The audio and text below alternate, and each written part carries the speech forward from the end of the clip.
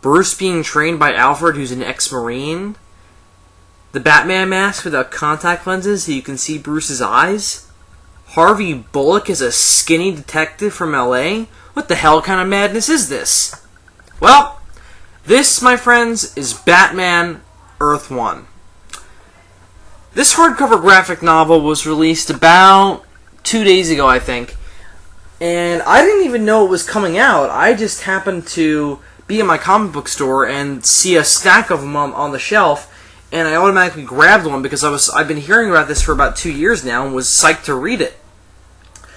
Last year I picked up the hardcover graphic novel by J. Michael Straczynski called Superman Earth 1, which was basically a retelling of Superman's origin with modern twists. And, I mean, how many times have we seen that before? I mean, the writer of Batman Earth 1 was Geoff Johns, who actually wrote a version himself called Superman Secret Origins. So, I mean, you'd think that telling Superman's origin again in a modern context would feel about as original as, like, I don't know, Jaws 4. But actually, it really was. I freaking loved the crap out of that book. JMS really seemed to get how Superman would be in a modern context, and how a young adult Clark Kent would be coming up to become Superman and deal with living in the modern world that would compel him to become Superman. Ultimately, it was just a story of Clark Kent overcoming his insecurities and putting on the costume to save the world, basically. And it was, you know, it's been done before, but it was done in such a classy, sophisticated, you know, with likable characters kind of way that I loved the crap out of it. It also, you know, didn't hurt it that the art was beautiful, but aside from that, it was just a really fun read, and overall, really smart and awesome reinvention of Superman. If you haven't read it, I highly recommend you pick it up. It's, of course, I think it's only available as a hardcover graphic novel. I don't think there's a trade paperback, but whatever. It's about the same price as a trade paperback, so getting the hardcover just means you get an awesome-looking book, so I recommend you pick it up. Anyway, so I'm not here to review Superman Earth 1 today. I'm here to review its kind of sort of sequel, but it's more just like it's in the same line. We were promised this book about the same time as Superman Earth 1 was announced, and now that book's been out for a long time, I at points thought that this got canceled because it was just very little information was coming out about it. We weren't really hearing anything, but it's finally here. We got Batman Earth 1, written by Geoff Johns with art by Gary Frank. About 2 years after JMS's book, but anyway, so today I'm going to be reviewing Batman Earth 1 with non-spoilers because, you know, it's only been out for 2 days, and I doubt a lot of you have already read it or even bought it at this point. So as I've done before, I'll just make this kind of a recommendation / don't buy this review. But so I'm not going to spoil any of the major plot points. So let's dig into Batman Earth 1. So the first thing I want to mention about this book is that the writer Geoff Johns, to my knowledge, has never written Batman by himself before, which I was really kind of nervous about because Geoff Johns is a great writer. He's done some great work on Superman. I think he's still currently writing the Justice League series, which I was reading and was really enjoying, but I don't know, it was getting too expensive, and it was kind of a simple story, so I stopped buying it, but it was good for what it was. And his writing of several characters was just really spot on. Like, I mean, he's a master with Green Lantern, but he is overall a great writer. But he's never done Batman by himself before, and he has written the character before, but like in teams. Like, he's written him on Justice League, he's written him in Teen Titans, but he's never written him in his own solo book before. So that scared me because, Earth 1 is supposed to be this reinvention, / realistic look at classic superheroes. Like, Batman and Superman are arguably the two most classic superheroes of all time. So, if I were running DC, I would have given this project to a writer who is not only a great writer, but also a great Batman writer. Like, I don't know, Grant Morrison. No, not Grant Morrison. He's terrible with realistic. Sorry, my cats are fighting. Anyway, so, not Grant Morrison, but a great Batman writer who could do Batman in a realistic, modern sense. I think Scott Snyder would have also been very good at that, but he probably wasn't a Batman writer at the time this was given to Geoff Johns. But anyway, so I wouldn't have personally picked Geoff Johns to do this, since, again, he's never written Batman by himself before. He may be a great writer, but, you know, I would have given a reinvention, modern take on Batman as someone who knows how to write, you know, classic Batman. So that way they can kind of get past, you know, what they know and just do a reinvention and let them do their own thing. But I think it's definitely interesting that they picked someone to do this book that had never written Batman by himself before. And Geoff Johns brought along one of his main artists who draws a lot of his books, Gary Frank. He's worked with him mostly on Superman. His art is beautiful in this, but I'll get to that a little later. So Batman Earth 1, very similarly to Superman Earth 1, is a modern retelling of Batman's origin, you know, with certain twists that will fit into present day. And more than just being modernized, it's kind of taken into the real world to be made more realistic and kind of ask the question, what would Batman be like in our real world?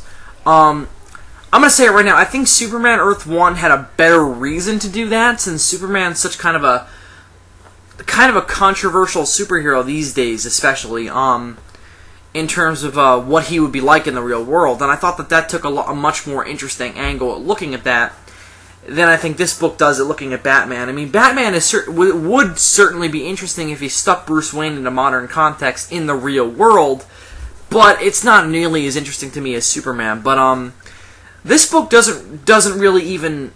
I mean, it kind of tackles that, but it doesn't do it as focused as Superman Earth 1 did. And I'm not saying that's a problem, I'm just saying that that's what I expected. So, I was disappointed / surprised? I don't know. But, it didn't do what I expected it to do. The only thing I expected it to do, which it did, was, you know, retell Batman's origin in a modern, realistic context. It's, for the most part, faithful to the classic, my parents were shot in an alley and I trained to become a crime fighter, Batman origin. You know, your typical thing we've seen in every incarnation, except for the Adam West version. But anyway, basically every incarnation has used this origin. But there are some extremely interesting, clever twists. I'm not going to spoil them all, but I'll just spoil the major ones that I really liked / you'd know anyway going into it and might actually prompt you to pick it up. Number one, and the biggest thing, Alfred is an ex-Marine. Alfred has been, he's been, in certain versions, said to be an ex-secret agent, but kind of a James Bond, classy secret agent, not a rough and gruff soldier. Like in the animated series, he was an ex-secret agent, which, made sense for being Batman's butler, but in this version, it almost makes more sense, because, Alfred, is hired by the Waynes to actually protect them from supposedly assassins, which I find very clever. He's not actually hired as their butler yet. So I really like that take on it. I also like him and Thomas Wayne being old war buddies. I think that's really clever, and definitely a good place to take it with trying to put it in the real world, since some stuff about desert warfare is brought up, so I guess we can assume they fought somewhere in the Middle East together, or were stationed in the Middle East together. So I definitely like that about it. The one thing I wasn't too sure about was Alfred training Bruce to become Batman. I wasn't too sure about that part of it.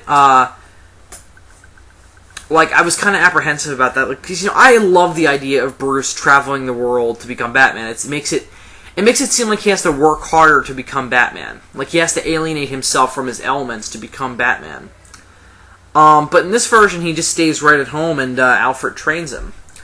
I'm not saying that makes him any less of Batman, but it's just odd to me, and I don't like it as much as the classic Batman origin, but, it still works, and I think it's a clever twist. And it does make Alfred somewhat more integral than he sometimes is. And And also making him a gruff ex-Marine is really a good way to write him, and Geoff Johns nails this version of Alfred. It was awesome.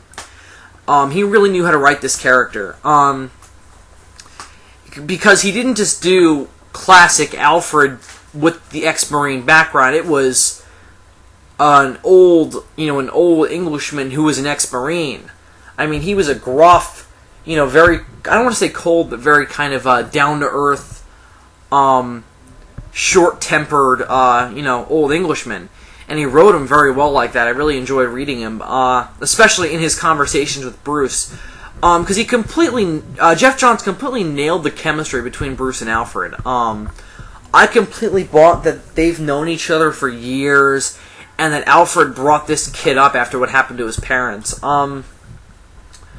Which, I didn't skip that part. I'm not going to talk about the twist of Bruce's parents being killed, because I really think you guys should read that, and it's also revealed later in the book, so I think you guys should read it for that, because that too is really clever and awesome to read if you know the classic Batman origin. So the other things I wanted to talk about in regards to making this a more realistic take on Batman, or at least a more realism approach to Batman, kind of like the Nolan films, is that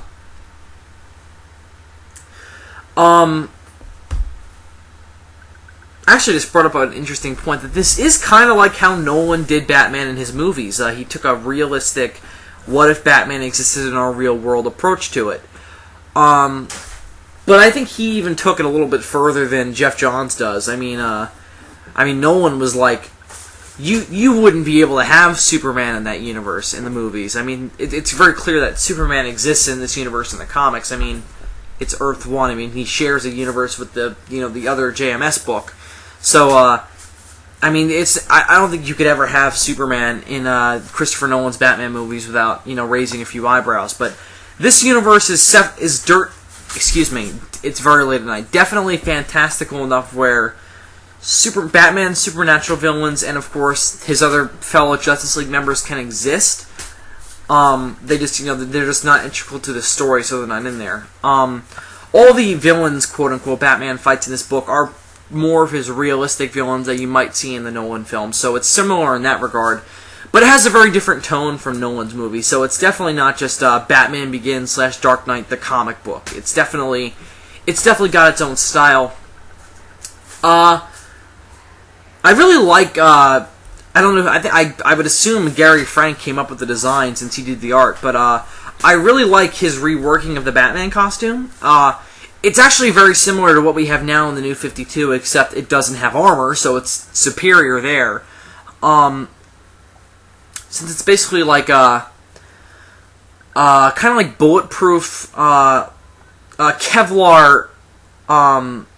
material, but it's still kind of tight. But it looks more like what's over a bulletproof vest, or what's on a military uniform as the tights. Kind of a military utility belt. It kind of looks like a combat belt. The cape is it's attached at the collar of his mask.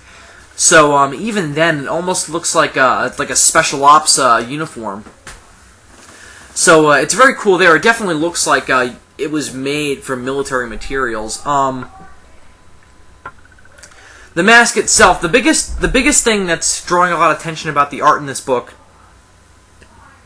excuse me, is the fact that Gary Frank doesn't draw the Batman mask with the blank white contact lenses that we usually see. He does it with clear, not clear, but just like there's nothing there. It's just Bruce Wayne's eyes. So it's different in that regard, but it not only works for the realistic angle, but it also, as quoted by Brad Meltzer, the writer of DC's Identity Crisis, on the back of the book, for the first time in a long time, you can see Batman's eyes. This may seem like a minor change. It's not. Johns and Frank know that the real appeal of Batman is what hides within him. Now they're letting us take a brand new, breathtaking peek inside and out. That's definitely true. We very much so get in this book why Bruce Wayne is doing this. Why the hell is he putting on this costume? going out, beating up criminals, and in this book, getting the snot beaten out of him by criminals. Why is he going out and doing this every night? And the lack of contact lenses definitely helped that. There are some great panels with Bruce's eyes, but you can definitely where you see them where you wouldn't get the same effect if it was just the clear contact lenses. I wish I almost wouldn't have to spoil this, but I want to. The opening of the book is Bruce chasing down who he thinks killed his parents, kind of like a suspect, and he's chasing him down across rooftops, and he pulls out what will become the grappling hook, and when he tries to use it, it breaks. And there's this great shot where he looks really serious, but then his eye just cocks to the right, and it's all wide-eyed, like, oh crap. It's not only funny, but it's also really telling of what this book is trying to do. I mean, say what you want about Frank Miller doing an early, still learning his stuff Batman in Batman Year One, but this was almost even more beyond that. Like, this is a really kind of, I'm going to say amateur Batman, very amateur Bruce Wayne, who hasn't learned all his stuff yet, and he's just doing this because he feels the need to. And it's really cool and very clever. My only problem with it is that they don't really continue with that through the rest of the book. Early on, it seems like they're setting up Bruce is going to learn that he needs to travel the world to become Batman, which is what I thought the book was going to try and do. And say what you want about the book surprising me, but one of my main criticisms of Batman Earth 1 is that there's no point in the book where we know what the hell it's trying to do. Like, it's almost just like a look at Gotham City over this span of time. Like, I don't really feel like... It didn't really feel like we saw a complete story, even though we kind of did. It's basically the fall, or the story of Penguin as mayor, which is the way we work in a villain into this, and Batman trying to take him down. Because kind of like Batman Year One, Earth One is about Batman combating the corruption in Gotham City, and the opening scene ties into that. Since the opening scene is definitely my favorite scene in the entire book, because we get like 3 defining Batman moments in a couple pages. We get him, failing to capture the suspect, which is a really great scene, and definitely establishing the mood for the book. We get Batman falling from a rooftop after trying to grab a ledge, and failing, and falling into kind of a garbagey area, and witnessing a robber, like a mugging take place, and he's unable to do anything to stop it because he's trying to stop, catch the suspect. And then at the same time, we've got this old woman trying to keep warm, and she's clearly homeless in the streets, and she thinks Batman's a robber trying to mug her. And instead of going after the robbers or chasing the suspect, who he thinks killed his parents, he instead stops and gives the old woman some money. It was a really character-defining few pages for Batman, and I wish the book kept up with this tone. I mean, again, it kinda does, but I feel like we don't get a clear defining arc for Bruce Wayne. Like, I don't really know how to put it. Because we do definitely get a complete story and a complete realization for Bruce, but it didn't go the way I wanted it to. Like, I really wanted this to be Bruce Wayne learning how to be Batman correctly. And, again, it kind of was, but it didn't do enough of it for me. Like, I just felt like Geoff Johns was so concerned with, retooling all this Batman mythology that he forgot to strongly support what he set up in the beginning of the book. Because he does end it. He caps off that great opening scene at the end of the book, but it's not strong enough throughout the rest of the book. Ultimately, I feel like he didn't need to do all the modernizations that he did. One of the greatest things that JMS did with Superman Earth 1 is that he basically modernized every aspect of Superman in like a 100-page book. And he did it all seamlessly and made it all integral to the story. Geoff Johns seems to want to do that with Batman, but he doesn't do everything, and he has a hard time getting what he wants on panel while still telling a cohesive story like JMS did. ultimately, I feel like the formula for this was too similar to JMS's Superman Earth 1, and it doesn't work as well with Batman because Batman has more complex mythology than Superman does. Geoff Johns does the best he can to get everything he wants, but he tries to get the Batmobile in there. He tries to get the costume. He tries to get the symbol. He tries to get the Arkham Asylum. He tries to get all this stuff in there, but he can't make it all integral to the story. He's really good at doing it with Arkham, and the Batmobile is kind of forgotten, but it's in the beginning, and it works well for what it is, and it's a cute little reference to classic Bob Kane Batman, but with Batman just driving around a regular car, but with just tinted blacked out windows, but I feel like he tries to get as much as he can in there, but he doesn't know how to make it integral to the story, and that's definitely a problem.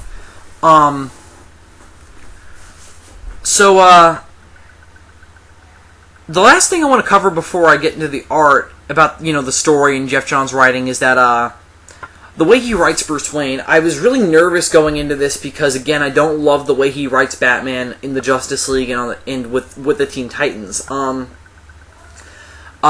quote Nicola, who reads more Teen Titans than I do, he kind of writes Batman as a dick, and he does write him that way in Justice League as well, as kind of a prick.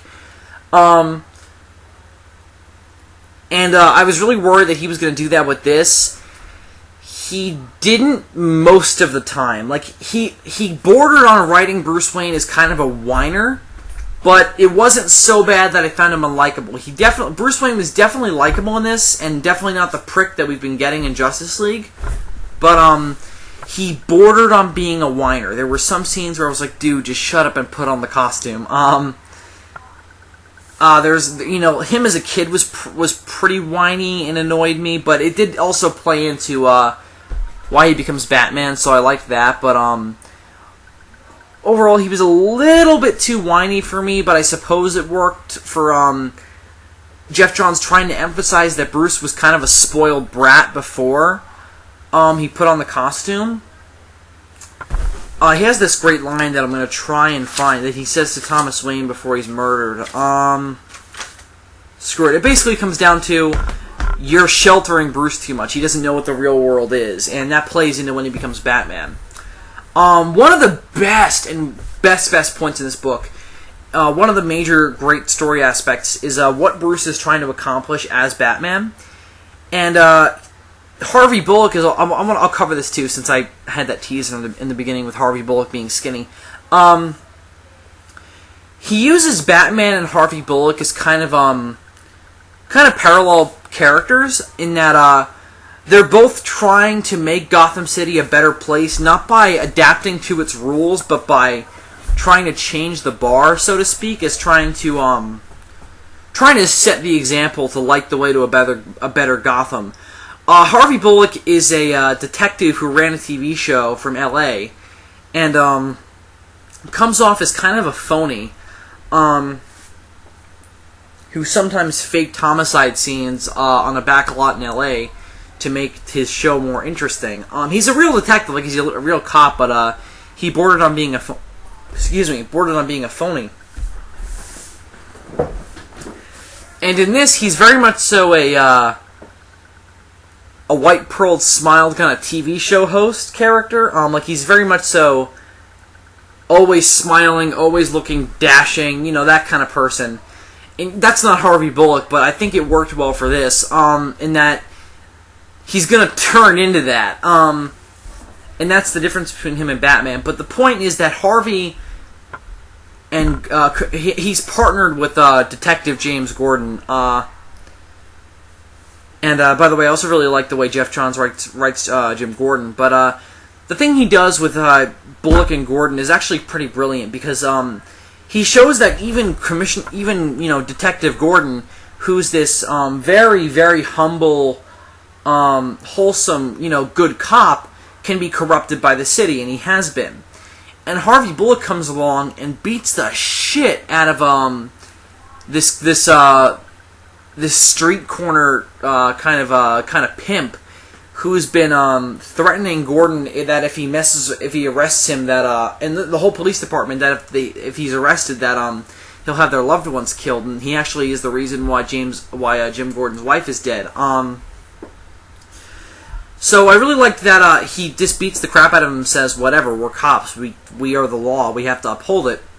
And he teaches Gordon that not to take anyone else's crap. I was a little also apprehensive about making Jim Gordon that kind of character, but I realized that if it had been the other way around with Gordon teaching Bullock that it basically would have been year one again, because that was kind of the point of year one, with Gordon being that kind of light and paralleling him to Batman. But I liked what it was done with Bullock and Batman in this. It was very similar, but it worked. And Batman, of course, there's this great scene where Alfred said, ex-Marine Alfred says to Bruce, you go out there in tights and a cape, but you don't take a gun. You need one because you're gonna get your ass kicked. And Bruce just simply says, no guns. And the point is supposed to be that Bruce is trying to make this city a better place and not sink down to its level, but try to set the example for what it needs to be. And that's partially why I think why I like that Batman doesn't use guns, and this was a great defense for that. So definitely props to Geoff Johns for paralleling him and Bullock and making that an interesting dynamic. So anything else I want to cover about the writing? Overall, the modernizations did work for me. Some of them were a little shaky. Like I was very apprehensive about Bullock being what he was, since I love fat, grizzled Harvey Bullock. But this worked for what it was supposed to be. Whiny Bruce Wayne kind of worked, but it made me feel a little bit less connected to him than I think was the point with subtracting Batman's blank white lenses, which was trying to get the reader to connect with Bruce and understand why he's doing this, which in the end I think Johns definitely succeeded in doing that, but he was kind of making it harder for himself by making Bruce kind of a whiner. Again, I was also very apprehensive of making Gordon kind of a crooked cop, but it certainly paid off in the end with Gordon deciding not to take any more of the city's crap, that he's going to try and make it better. I also liked how Geoff Johns didn't shove the Gordon-Batman relationship down our throats. Like, I don't think Frank Miller did either with Batman Year One, though he definitely succeeded in making that relationship more prominent in the end. And Johns doesn't really even bring in Batman and Gordon's typical relationship in this book, but there are hintings that they're going to be this great duo one day of cop and vigilante. But he doesn't shove it down our throats like some Batman Origins do kind of do. Like, I love Batman Begins, but I almost felt like they were pushing it a little too much. But I don't know. This really didn't shove it down our throats, though, so I like that. So now on to the art. This book is beautiful. Just like Superman Earth 1, it's perfectly gritty, realistic, yet definitely fantastical comic book art that it's gorgeous. I love the way Gary Frank draws the Batman costume, especially this version of it. Just everything about it is absolutely beautiful. The cover for this book is absolutely gorgeous. Just every page is just an absolutely gorgeous comic book, filled with comic book gold. Again, the Batman costume is gorgeous. All the people are detailed, and but not too detailed where it looks creepy, but definitely enough where it looks realistic. It's overall just a beautiful, beautiful book. Everything works for me. And there's also these great 2-page spreads of Batman doing something cool. So overall, it's just an absolutely gorgeous, gorgeous book. And I'd like to see more of Frank's art. Again, it's very late. So I really liked the art. It was gorgeous. I also really liked the way Gary Frank draws Alfred, as, again, he plays into that whole grizzled ex-Marine look. He definitely looks like a much more hardened, weathered Alfred, so with more wrinkles and more facial hair. I really like that aspect about it. So overall, this was an absolutely gorgeous book. I partially, I think the reason to pick it up is for the art, because it's gorgeous. So now on to rating and recommendation. I have one last criticism to talk about before I rate this. If you are a huge fan of Batman Year One, you run a risk of not liking this, because it is very, very similar to Batman Year One. Overall, the story about taking down a corrupt political system in Gotham, that was kind of what Year One is about.